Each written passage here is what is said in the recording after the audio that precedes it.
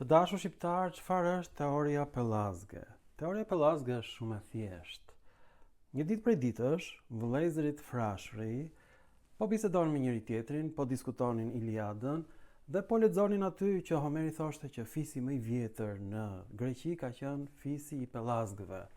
Dhe atëherë ata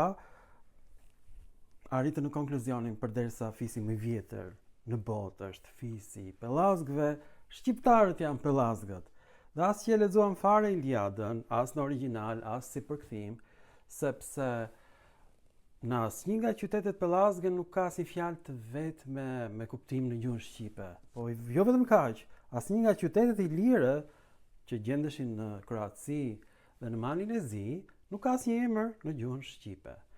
Prandaj, të gjitha teoritë pellazge këtu kanë nisur me rilindjen kombëtare, e cila e ka shpikur historinë e Shqipërisë duke lexuar një vepër artistike. Pra, vepra e Homerit nuk është vepër nga mund të marrësh ti burime të sakta, është një lloj sikur të nxjerrësh ti luftën e dytë botërore nga generali i ushtrisë dekori Ismail Kaderes. Një nga qytetet pellazge është Agylla, një qytet i lashtë pellazgo-etrusk që në fakt është regjistruar në Itali, është përmendur nga Herodoti, nga Straboni dhe quhet vendbanim me origjinë pellazge.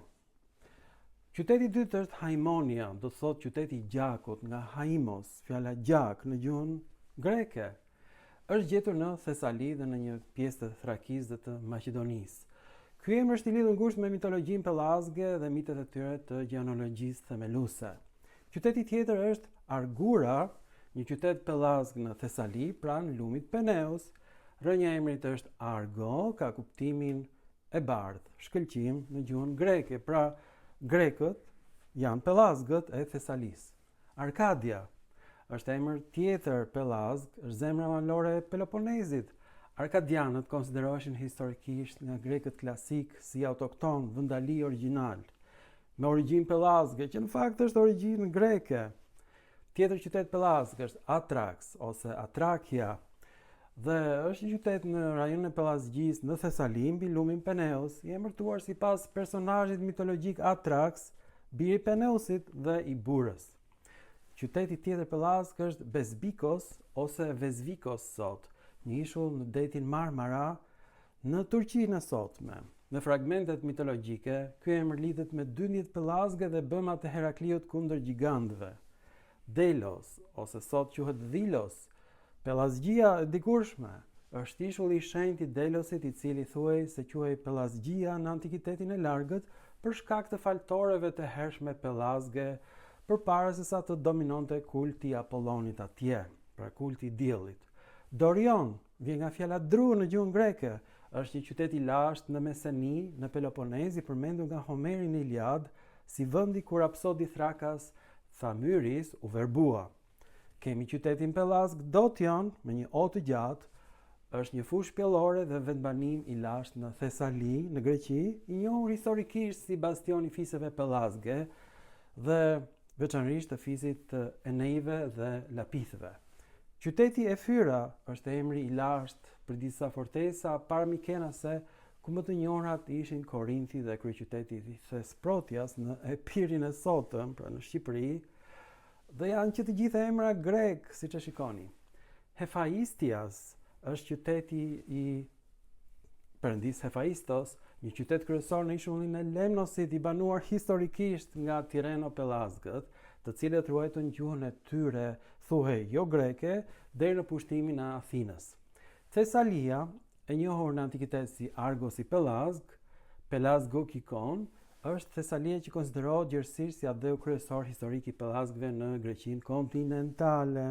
Një qytet tjetër pellazg është Ithome, me një O të gjatë, sot shqiptohet Ithomi, është një fortesë e madhe natyrore në Meseni, e shenjtëruar për Zeusin Ithomatas, që zotëronte fortifikimet e lashta pellazge. Isa, një emër i lashtë për ishullin e Lesbosit, gjithashtu Vis, në gjuhën kroate, në Adriatik është i lidhur thellësisht me rrugët e lashta të lundrimit pellazg. Kranon, me një O të gjatë, një qytet i fuqishëm pellazg në Thesali, i njohur për oligarkinë e tij të pasur, Kreondot, dhe për kalorsinë e lashtë. Larisai ishin banorët e qytetit Larisa, është forma e shumësit për fjalën Larisa në greqisht. Larisa është një fjalë tipike pellazge që do të thotë kështjell, kala ose qytet i rrethuar me mure. Qytetit me emrin Larisa u ngritën kudo ku vendosën pellazgët.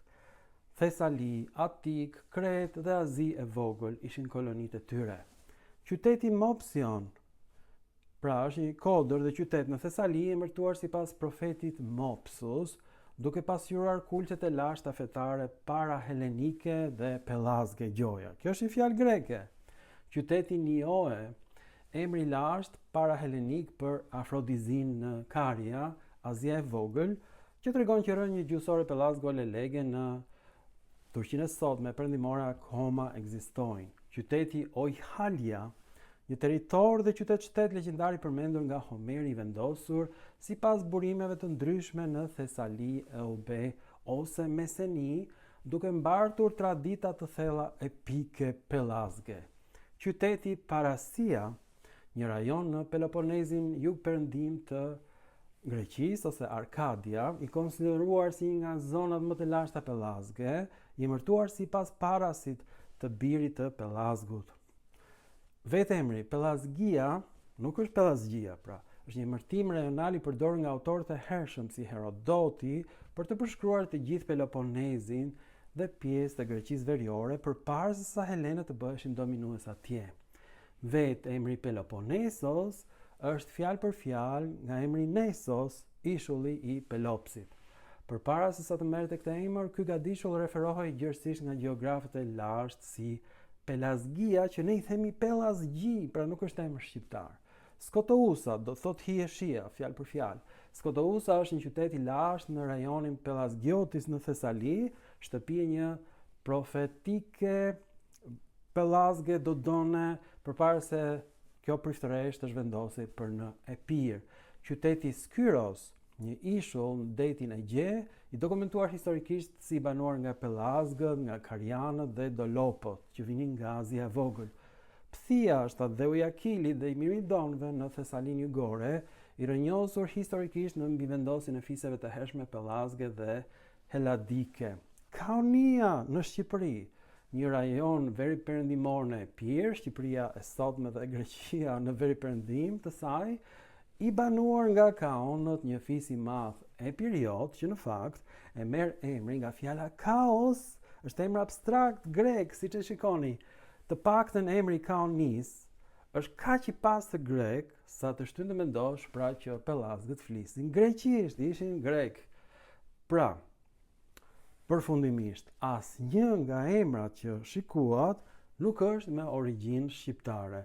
E njëjta gjë thuhet për të gjithë emrat e 80 qyteteve dhe fiseve ilire që i kam nxjerrë në YouTube dhe në TikTok dhe në Facebook, dhe ju kam thënë shqiptarëve, mësojni përmendësh, ejani në bisedë me mua drejt për drejt dhe mi thoni cilat janë emrat pellazg dhe emrat ilir.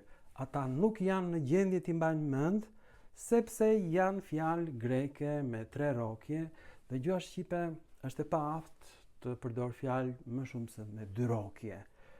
Ky është fati unë i keq, kështu flasim ne, jemi 2 rrokësh dhe shpesh edhe 1 rrokësh. Pra ka ndodhur një mutacion gjenetik me shqiptarët, meqense ju pëlqen gjenetika, ne nuk kemi të aftë të shqiptojmë fjalë pellazge dhe fjalë ilire si që kemi në ilir dhe pellazgët. Asnjë nga këta emra nuk ka absolutisht asnjë lloj kuptimi në shqip sepse janë emra grek të autorëve helen. Ju faleminderit dhe mirupafshim në filma të tjerë shkencor.